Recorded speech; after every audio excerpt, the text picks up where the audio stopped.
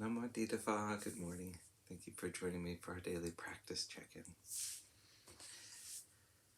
Listen, listen, listen. This beautiful sound calls us back to our true home.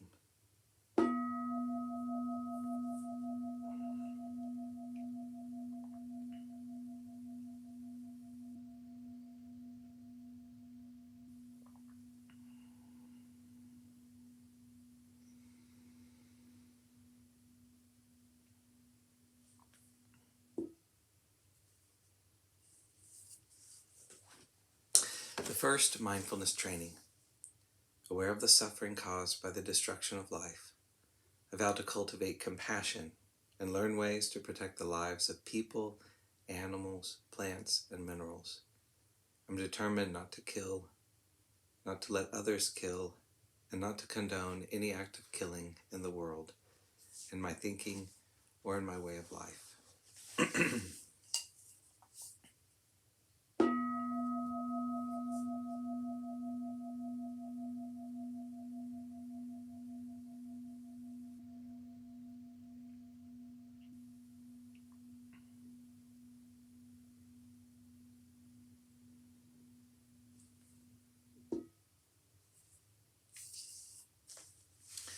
For our Dharma lesson today, we're beginning a section on the practice of friendliness from Ajahn Tiradama's book, Working with the Five Hindrances. We begin the exercise by retiring to a suitable, that is, quiet place, and taking up a comfortable posture. We then initiate thoughts of well-being, whichever ones are relevant or meaningful, such as those in the reflections on universal well-being. May I abide in well-being, in freedom from affliction, in freedom from hostility, in freedom from ill will, in freedom from anxiety, and may I maintain well-being in myself. Of course, it can be reasonably easy to bring up such thoughts, but developing the corresponding attitude or heartfelt sense of those words can be much more difficult. A very helpful way to shift well-being from thought to direct experience is to move attention from the thought center in the head to the feeling center in the heart, and deeply sense well-being in whatever way you can. How do you experience it? Physically, emotionally, mentally?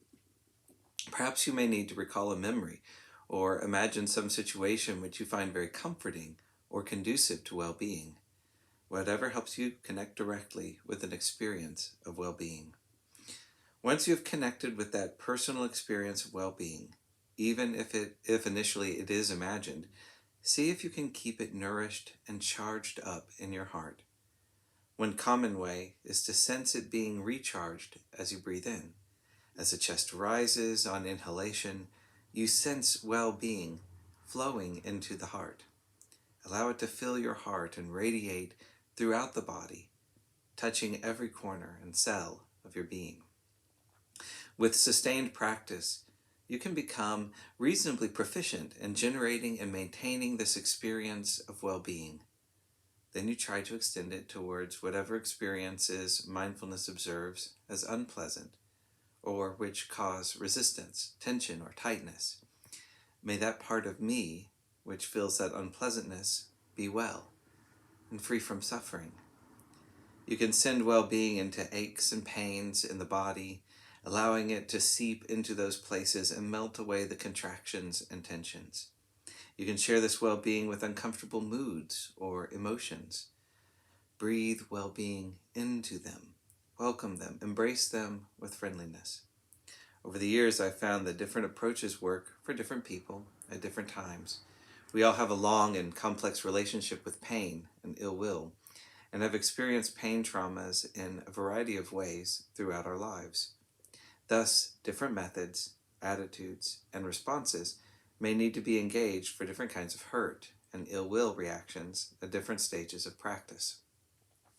Ill will can manifest in a variety of guises, some quite active and others more subdued. Some forms of hurt coalesce at specific places in the body, like the heart or throat.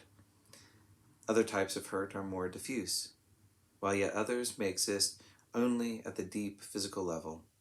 Some forms of ill will can be identified clearly, while others are entirely energetic and non-conceptual.